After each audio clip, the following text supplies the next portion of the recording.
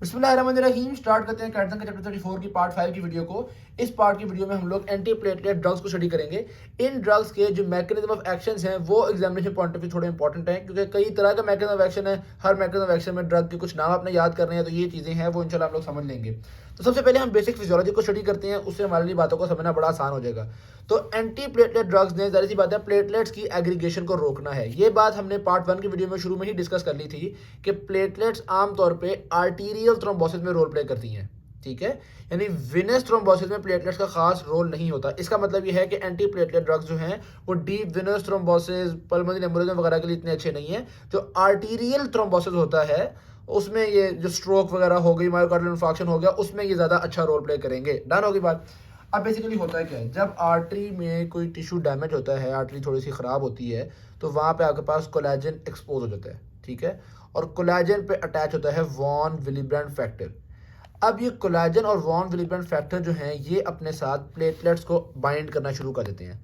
Platelet के ऊपर receptor होता है जिसका नाम है ग्लाइकोप्रोटीन 1A या ग्लाइकोप्रोटीन 1B, ठीक है। तो ये ग्लाइकोप्रोटीन 1A 1B के जरिए प्लेटलेट जो है वो आपकी ये ब्लड वेसल की वॉल है, ठीक है। ये इस तरह से आपका ब्लड वेसल है, ब्लड वेसल की वॉल के साथ अटैच, उसके ऊपर जो कोलेजन और वॉन विलिब्रेंड फैक्टर था उसके साथ अटैच हो गया प्लेटलेट। ओके हो गया। अब होता क्या है, प्लेटलेट कुछ चीज़ें रिलीज करता है। जब ये अटैच होता है ना, तो ग्लाइकोप्रोटीन जो होता है वो उसको स्टिमुलेट करता है। नंबर एक, एराकिडोनिक एसिड को कन्वर्ट करेगा थ्रोम्बोक्सेन A2 में, और ये थ्रोम्बोक्सेन A2 आपके यहाँ से प्लेटलेट से रिलीज होगा। ये देखो शो किया हुआ थ्रोम्बोक्सेन A2 रिलीज हो गया, ठीक। दूसरे नंबर पे ADP, एडेनोसिन डाइफॉस्फेट, ये भी आपके पास प्लेटलेट से रिलीज होता है। यहाँ पे वैसे डिस्कस नहीं किया हुआ, लेकिन कैल्शियम भी प्लेटलेट से रिलीज होता है जो कि क्लॉटिंग के अंदर रोल प्ले करता है। सही हो गया। लेकिन आप जो मिनी कार्टन में लिखा चाहे सिर्फ उतना ही याद रखें। अच्छा जी, यहाँ तक बात समझ में आ गई। ये प्लेटलेट अटैच हुआ, ग्लाइकोप्रोटीन्स की वजह से एराकिडोनिक एसिड थ्रोम्बोक्सेन में कन्वर्ट हुआ। इस कन्वर्जन में साइक्लोऑक्सीजनेज ने रोल प्ले किया, ठीक है। और ये कन्वर्ट होकर थ्रोम्बोक्सेन A2 भी रिलीज हो गया और ADP भी रिलीज हो गया। सही। अब जारी बात है ब्लड के अंदर बहुत सारे प्लेटलेट्स हैं। ये ADP, थ्रोम्बोक्सिन A2 ये दूसरे प्लेटलेट्स को जाके इन्फ्लुएंस करते हैं, सही है। इसमें से मैं आपको ADP का जो इन्फ्लुएंस बताता हूँ। ADP के ख़ास रिसेप्टर्स होते हैं प्लेटलेट के ऊपर, उन रिसेप्टर्स का नाम होता है P2Y12 रिसेप्टर्स। वैसे मिनी कार्डियक में रिसेप्टर का नाम ही लिखा हुआ उन्होंने, लेकिन मतलब मुझे इंपॉर्टेंट लगता था। तो ADP जाके P2Y12 रिसेप्टर्स के ऊपर जाके अटैच होते हैं, और जब ये P2Y12 रिसेप्टर्स पे लगते हैं तो ये क्या, इसका क्या काम है, ये प्लेटलेट की सरफेस पे ग्लाइकोप्रोटीन 2B3A रिसेप्टर्स को एक्सप्रेस करवाता है। सही है। ये कहता है कि ये जितने भी रिसेप्टर्स हैं ना उनको मेम्ब्रेन पे भेजो, तो रिसेप्टर्स के कैलोसिंथेसिस को बढ़ाता है और रिसेप्टर्स के एक्सप्रेशन को बढ़ाता है। ओवरऑल ग्लाइकोप्रोटीन 2B3A रिसेप्टर्स को बढ़ा दिया इसने, ठीक है। अब ये जो ग्लाइकोप्रोटीन 2B3A रिसेप्टर्स आपके प्लेटलेट के सरफेस पे आ गए हैं, इन रिसेप्टर्स का क्या काम है, ये रिसेप्टर्स अपने साथ फिब्रिनोजन को अटैच करते हैं। जो पर्पल से बनाया हुआ है ये फिब्रिनोजन है। ये रिसेप्टर्स फिब्रिनोजन को अपने साथ अटैच कर लेते हैं। सही हो गया। इस प्लेटलेट के ऊपर भी रिसेप्टर आया हुआ था, और भी किसी प्लेटलेट के ऊपर ये रिसेप्टर आया होगा फिब्रिनोजन, उसको भी अटैच कर लेगा। तो ये फिब्रिनोजन बहुत सारे प्लेटलेट्स को अटैच करता रहता है। जैसा कि यहाँ पे आप देख सकते हैं, एक ही फिब्रिनोजन ने दो जगह पे दो प्लेटलेट्स को अटैच किया हुआ है। तो इस तरह प्लेटलेट्स आपस में जुड़ना शुरू हो जाते हैं और प्लेटलेट्स का एक क्लॉट बनना शुरू हो जाता है। तो प्लेटलेट्स की क्लॉट में जाहिर सी बात है फिब्रिनोजन, फिब्रिन का भी बड़ा अहम रोल है, ये भी बात आपको पता ही है। अब वैसे जब हम पैथोलॉजी पढ़ते हैं तो उसमें मुख्तलिफ ये जो वॉन विलिब्रेंड डिजीज़ भी होती है, इसकी डेफिशिएंसी हो चुकी है, उसकी वजह से भी क्लॉटिंग में मसला आएगा। इसी तरह से आप देखते हैं फिब्रिनोजन के अंदर अगर मसला आ गया उससे भी क्लॉटिंग में मसला आता है। ये जो रिसेप्टर्स हैं ये भी कुछ डिजीज़ के अंदर जेनेटिकली भी मसला हो सकता है, लेकिन वो पैथोलॉजी की बातें हैं, अभी हम वो बातें छोड़ देते हैं। सही है। तो हमें यहाँ तक काफ़ी सारी बातें समझ में आ गई। थ्रोम्बोक्सिन A2 और ADP रिलीज़ हुआ, इनके रिलीज़ होने से ग्लाइकोप्रोटीन 2B3A का एक्सप्रेशन बढ़ गया, और ग्लाइकोप्रोटीन 2B3A ने अपने साथ फिब्रिनोजन को अटैच किया, और फिब्रिनोजन के अटैचमेंट की वजह से जो प्लेटलेट्स हैं उन्होंने एग्रीगेट करना शुरू कर दिया, वो जोड़ना शुरू हो गए। सही हो गया बात। ये तो एक बात हो गई ना, एक स्टोरी हो गई। अब एक छोटी सी स्टोरी और भी है, वो क्या है, भाईजान सेल के अंदर जब एडिनोसिन आता है प्लेटलेट के ऊपर, जब एडिनोसिन आके एक्ट करता है तो वो इसके अंदर साइक्लिक AMP फॉर्म करवाता है, ठीक है। और ये साइक्लिक AMP ग्लाइकोप्रोटीन 2B3A को रोकता है। तो ADP वगैरह जो है वो क्लॉटिंग के अंदर अच्छा किरदार अदा करते हैं, यानी प्लेटलेट प्लग फॉर्म करने में हेल्प करते हैं, वेयर एज एडिनोसिन हो गया या साइक्लिक एएमपी हो गया, ये आपकी क्लॉटिंग को रोकते हैं या प्लेटलेट प्लग को रोकते हैं। ठीक है, आप देख सकते हो साइक्लिक एएमपी जो है वो इनहिबिट कर रहा है इसको। ठीक होगी बात। तो हमने जब क्लॉट करवाना होता है, क्लॉट बनाना होता है, तो हम क्या करते हैं, मतलब क्लॉट को सपोर्ट करने वाले कौन से फैक्टर्स हैं भाईजान, साइक्लिक एएमपी कन्वर्ट हो जाता है एएमपी में विद द हेल्प ऑफ फॉस्फोडाइएस्ट्रेज। तो जब ये एएमपी में कन्वर्ट हो जाएगा, जाहिर बात है ये इसको इनहिबिट नहीं कर पाएगा और ये रिसेप्टर बढ़ेगा और इधर प्लेटलेट प्लग बनेगा। दूसरी तरफ हम कहते हैं यार ये साइक्लिक एएमपी को प्रोड्यूस करने वाला एडिनोसिन था ना, ऐसा करो एडिनोसिन को ना दूसरे सेल्स के अंदर भेज दो। एंडोथीलियल सेल्स के अंदर एडिनोसिन को भेज दिया जाता है ताकि वो साइक्लिक एएमपी को आकर तंग ना कर सके। ओके होगी बात। तो लकी पैराग्राफ है, इसमें तो यही बात उन्होंने बताई हुई थी, प्लेटलेट में प्लेटलेट्स का आर्टीरियल ओक्लूजन के अंदर रोल होता है और इसकी जो प्लेटलेट प्लग की फॉर्मेशन है इसमें थ्रोम्बोक्सिन A2 इन्वॉल्व है, एडीपी इन्वॉल्व है, थ्रोम्बिन इन्वॉल्व है, फिब्रिन इन्वॉल्व है, ये सारी बातें उन्होंने की हुई हैं। साइक्लिक एएमपी इन्वॉल्व है, बस ये बकवास। ठीक है, फिर आता है क्लासिफिकेशन एंड प्रोटोटाइप्स। यहाँ पर उन्होंने सिर्फ जो मुख्तलिफ तरह के प्लेटलेट प्लग को रोकने वाले ड्रग्स हैं उनके नाम बताए हुए हैं। ठीक, तो अब एक एक स्टेप को देखते हैं और हम देखते हैं किस किस स्टेप पे किस किस तरह से कोई ड्रग एक्ट कर सकता है। जब हम वो पढ़ेंगे तो ये मैकेनिज्म ऑफ एक्शन वाला जो बात है ना वो काफ़ी हद तक हमारी क्लियर हो जाएगी। सही हो गया, तो स्टार्ट करते हैं। सबसे पहले आपको पता है एराकिडोनिक एसिड कन्वर्ट हो जाता है थ्रोम्बोक्सिन A2 में with the help of cyclooxygenase. इस साइक्लोऑक्सीजनेज को इरिवर्सिबली इनहिबिट कर देता है एस्प्रिन।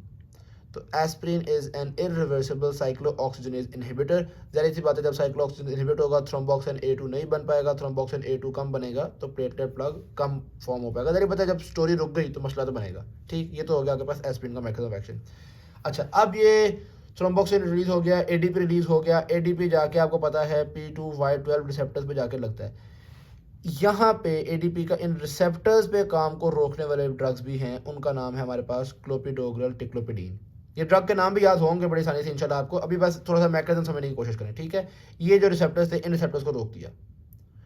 अच्छा, अब अगर ये जब इस रिसेप्टर्स पे आके एडीपी लग रहा था तो क्या हुआ था, इन्होंने ग्लाइकोप्रोटीन 2B3A को बढ़ाया था, इसके एक्सप्रेशन को इंक्रीज किया था। ग्लाइकोप्रोटीन 2B3A का जब एक्सप्रेशन बढ़ जाता है उसको फिब्रिन से अटैच होने से अगर हम रोक दें, यहाँ पे कोई ऐसा ड्रग है जो फिब्रिन अटैच ही ना होने दे, हम कहते हैं चाहे रिसेप्टर आ गया है, ग्लाइकोप्रोटीन लग गई है लेकिन फिब्रिन अटैच ही ना हो पाए, प्लेटलेट प्लग नहीं बन पाएगा, तो इन रिसेप्टर्स को डायरेक्टली रोकते हैं कुछ ड्रग्स, उनके भी नाम है हमारे पास एपिसिक्सिमाब, एप्टिफिबाटाइड, टेरोफेबैन। ठीक है, ये डायरेक्टली इन रिसेप्टर्स को ही ब्लॉक कर देते हैं। ओके होगी बात। दूसरी तरफ हमने देखा कि ये जो ग्लाइकोप्रोटीन 2B3A था इसको इनहिबिट कर रहा था साइक्लिक एएमपी। तो इसका मतलब है साइक्लिक एएमपी तो बहुत अच्छा बचा है क्योंकि वो प्लेटलेट प्लग को इनहिबिट करता है। ठीक, तो हमने साइक्लिक एएमपी की प्रोडक्शन बढ़ाने के लिए एडिनोसिन का इनटेक इन दी सेल्स रोका ताकि एडिनोसिन यहाँ पे आए, प्लेटलेट में आए और ज़्यादा से ज़्यादा साइक्लिक एएमपी बनाए।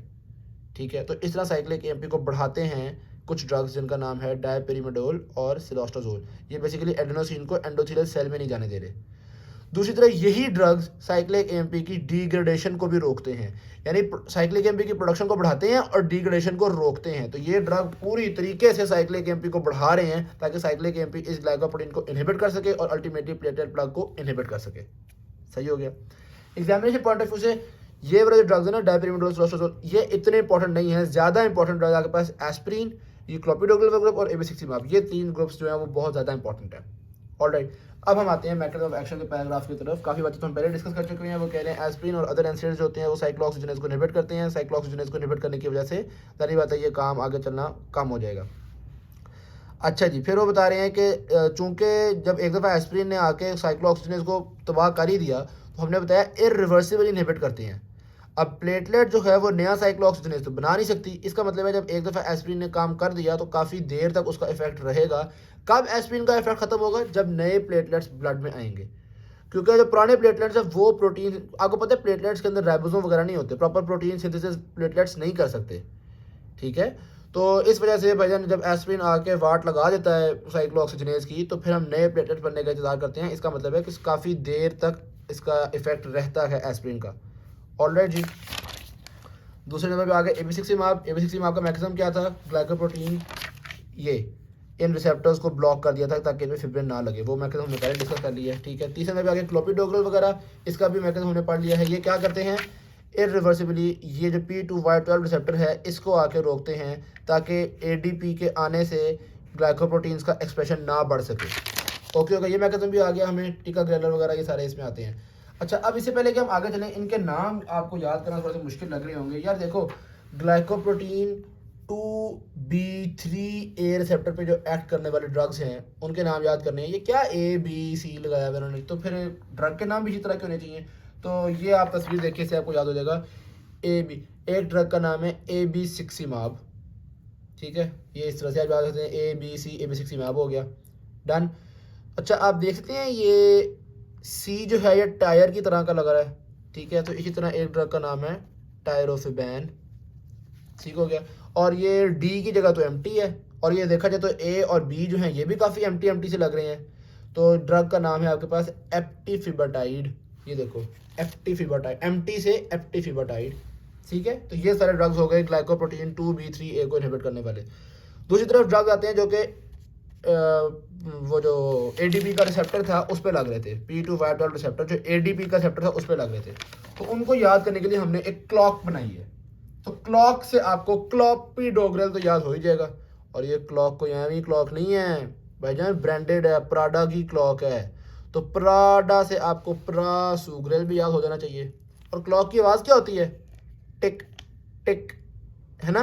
तो टिक्लोपिडीन भी इसी ड्रग ग्रुप का है, और इसी तरह टिक से टिकाग्रेलर भी इसी ड्रग ग्रुप का है, ठीक है। अब अगर आपको ये ड्रग के नाम याद हो गए हैं और इनका मैकेनिज्म ना याद आ रहा हो कि प्रासुग्रेल का क्या मैकेनिज्म था या क्लॉक से क्लोपिडोग्रेल का क्या मैकेनिज्म था, तो वो याद करवाने के लिए मैंने यहाँ पे 1 की जगह 1 ए हो गया, 2 की जगह मतलब यहाँ पे 2 की जगह 2 लिख दिया है, और इसी तरह 5 की जगह 5 है तो ये पी।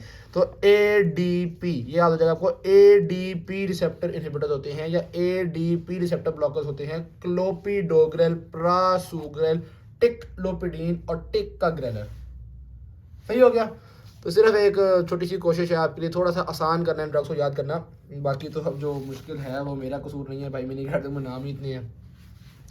अच्छा जी, आगे चलते हैं। अब एक और ड्रग का जिक्र किया हुआ है, एग्जामिनेशन पॉइंट ऑफ व्यू इतना इंपॉर्टेंट नहीं है, बेकार सा ड्रग है, वोरापेक्सर। ये उन्होंने बताया रिवर्सिबल एंटागोनिस्ट है आपके पास प्रोटीएज एक्टिवेटेड रिसेप्टर का, और इसकी वजह से होता ये है कि थ्रोम्बिन इंड्यूस्ड प्लेटेड एग्रीगेशन और thrombin receptor antagonist peptide trap ये प्लेटेड एग्रीगेशन कॉज नहीं करवा पाते, लेकिन ये ड्रग बहुत ज़्यादा इंपॉर्टेंट नहीं है, सही है।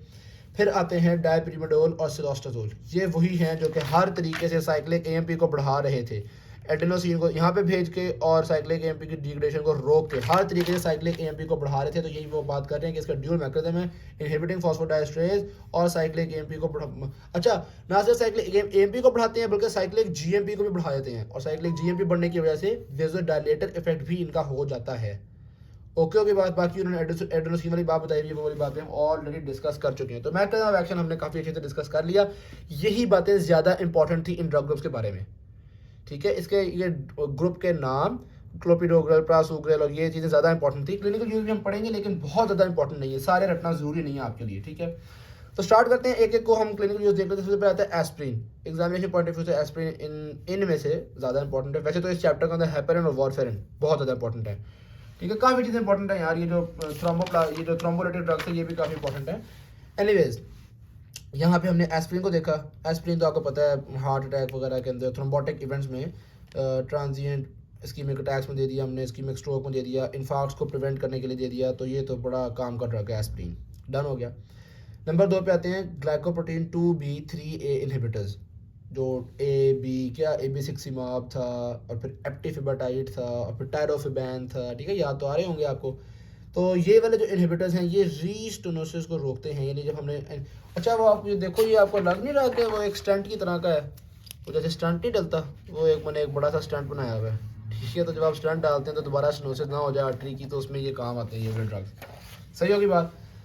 और अच्छा, अब क्लोपिडोग्रेल, इसके बारे में इंपॉर्टेंट बात यह है कि जो लोग एस्प्रिन नहीं खा सकते वो क्लोपिडोग्रेल खा लें, यानी कि क्लोपिडोग्रेल एस्प्रिन की एक तरह की कह लो रिप्लेसमेंट है। तो ये क्लोपिडोग्रेल के बारे में इंपॉर्टेंट बात है। इसके सारे वही वाले क्लिनिकल यूज हैं जो कि एस्प्रिन के हैं। वैसे क्लोपिडोग्रेल को एस्प्रिन के साथ मिला के भी दिया जाता है जब कोरोनरी आर्टरी स्टेंट डाले जाते हैं। तो ये ड्यूअल थेरेपी होती है जिसमें क्लोपिडोग्रेल और एस्प्रिन दोनों दी जाते हैं, ओके होगी बात। फिर आता है आपके पास डायपिरिमिडोल, डायपिरिमिडोल और सिलोस्टाजोल के बारे में ये चीज़ इंपॉर्टेंट है, इंटरमिटेंट क्लॉडिकेशन के अंदर ये यूज़ होते हैं। वैसे डायपिरिमिडोल के बारे में ये भी बताया हुआ उन्होंने कि वो कार्डियक वाल्व रिप्लेसमेंट में यूज़ होता है अलॉन्ग विद वॉरफेरिन, यानी वॉरफेरिन के साथ मिला के देते हैं उसको कार्डियक वाल्व रिप्लेसमेंट को ट्रीट करने के लिए। सही होगी बात। इसी तरह क्लोपिडोग्रल को एस्प्रिन के साथ मिला के देते हैं कोरोनरी आर्टरी स्टेंट के अंदर। तो ये तो कुछ बातें थी, अलबत्ता इनमें इंपॉर्टेंट बातें बस थोड़ा सा एस्प्रिन को देख लेने क्या चीज़ें हैं। क्लोपिडोग अगर एस्प्रिन बंदा नहीं खा पा रहा, कोई मसला बना हुआ है, तो उसमें आप उसको आप क्या दो दोगे, क्लोपिडोग्रल दे दो, ये वाली बात हो गई। और इंटरमिटेंट क्लॉडिकेशन के अंदर सिलोस्टाजोल यूज़ करती हैं। ये 3-4 बातें बस कम से कम याद कर लेना, बाकी अगर भूल भी जाती हैं तो खैर है। सही होगी बात। अब आते हैं टॉक्सिसिटी की तरफ। अच्छा यार, एस्प्रिन की टॉक्सिसिटी यहाँ पर जो उन्होंने लिखी हुई है ना, उसमें उन्होंने गैस्ट्रोइंटेस्टिनल इफेक्ट्स का बताया हुआ है, CNS इफेक्ट्स का बताया हुआ है, तो बहुत ज़्यादा डिटेल से डिस्कस नहीं की हुई। अगर आप थोड़ी और एस्प्रिन की टॉक्सिसिटी जानना चाह रहे हैं तो गैस्ट्रिक इफेक्ट्स में गैस्ट्रिक अल्सर्स कॉज करते हैं, कानों में मसला, टिनिटस कॉज कर सकते हैं, रीनल इंजरी कॉज करते हैं। ये बड़ी इंपॉर्टेंट बात है। पता नहीं यहाँ पे उन्होंने क्यों नहीं लिखी, मुझे तो ये बात बहुत इंपॉर्टेंट लगती है। बच्चों के अंदर, 1 साल से छोटे बच्चे जो होते हैं, बच्चों के अंदर एस्प्रिन नहीं देते। एस्प्रिन एक बहुत स्वेयर किस्म का रिएक्शन कॉज कर सकती है जो कि लिवर को तबाह कर देता है। उस रिएक्शन को हम नाम देते हैं रे सिंड्रोम, REYE सिंड्रोम। ये काफ़ी वैसे कॉन्सेप्चुअल सी बात है। एग्जाम वाइवा में आप रे सिंड्रोम बता देना तो क्या आपकी शो बन जाएगी। एमएलई वगैरह, एमएलई में तो बहुत ज़्यादा इंपॉर्टेंट है ये रे सिंड्रोम। तो भाईजान ये इंपॉर्टेंट बात है, इसलिए एस्प्रिन बच्चों को, छोटे बच्चों को नहीं देनी होती आप लोगों ने। अच्छा, ये MCQ भी आ सकते हैं, उसमें आपको हो सकता है कि उन्होंने कोई ऐसी इंडिकेशन दी हुई हो जिसमें छोटा बच्चा हो और आपको लगे कि एस्प्रिन इसका आंसर है, लेकिन कोई और ऑप्शन भी हो, तो आपने छोटे बच्चे को एस्प्रिन नहीं देनी होती। ठीक हो गया। एक और चीज़ बेसिकली है, अच्छा मैंने आपको बताया ना, अगर एस्प्रिन ना दे सके तो क्लोपिडोग्रेल। क्यों भाई एस्प्रिन क्यों ना दे सकें? क्योंकि एस्प्रिन के एलर्जिक रिएक्शंस भी होते हैं, तो कुछ पीपल एलर्जिक होते हैं एस्प्रिन से। ठीक है, तो ये सारी बातें मैंने आपको जो बताई हैं वो एक्स्ट्रा बता दी हैं, जो कि यहाँ पे नहीं लिखी हुई थी। एस्प्रिन की फालतू बातें बता दी हैं। सही हो गया। आ जाओ जी, ग्लाइकोप्रोटीन 2B3A रिसेप्टर ब्लॉकिंग वालों को ब्लीडिंग तो दायरे सबका है ही है, उसके अलावा थ्रोम्बोसाइटोपेनिया है, कोई खास इंपॉर्टेंट टॉक्सिसिटी नहीं है इसकी। टिक्लोपिडीन, टिक टिक टिक, कौन से हो गए? क्लोपिडोग्रल, क्लोपिडोग्रल क्लॉक है तो फिर कौन से हो गए? ADP रिसेप्टर ब्लॉकर, यानी कि ADP रिसेप्टर ब्लॉकर में टिक्लोपिडीन न्यूट्रोपीनिया कॉज करता है, ये इसका इंपॉर्टेंट साइड इफेक्ट है। और उसके अलावा थ्रोम्बोटिक थ्रोम्बोसाइटोपेनिक परपरा, ऑल्दो बहुत रेयर है ये कॉज करना, लेकिन ये TTP एक आपके पास इंपॉर्टेंट टॉक्सिसिटी है, तो इसको भी डिस्कस करेंगे हम। क्लोपिडोग्रल वो कर रहे हैं हेमेटोटॉक्सिक कम है, और उसके अलावा जो डायपिरिमिडोल और सिलोस्टाजोल पड़ा था, इसकी टॉक्सिसिटी थोड़ी डिफरेंट किस्म की है। ये आपको ब्लीडिंग श्लीडिंग ये वाली बातें नहीं करेंगे, इसमें हेडेक आ जाती है, पैल्पिटेशन आ जाती है, और उसके अलावा facial flushing, abdominal pain, hypotension, इस तरह की चीज़ें इसकी टॉक्सिसिटी में आती हैं। तो ये जो है डायपिरिमिडोल सिलोस्टाजोल इस तरह से भी थोड़ा सा इंपॉर्टेंट, मतलब इसकी टॉक्सिसिटी भी थोड़ी मुनफरिद किस्म की है, और इसका आप देख सकते हैं इसका क्लिनिकल यूज भी थोड़ा मुनफरिद किस्म का था, इसका मैकेनिज्म थोड़ा मुनफरिद किस्म का था। तो ये थोड़े मुनफरिद ड्रग्स हैं जिसका नाम है डायपिरिमिडोल और सिलोस्टाजोल। Thank you. वीडियो अच्छी लगी शेयर कीजिएगा, चैनल को सब्सक्राइब कीजिएगा। अल्लाह हाफिज़।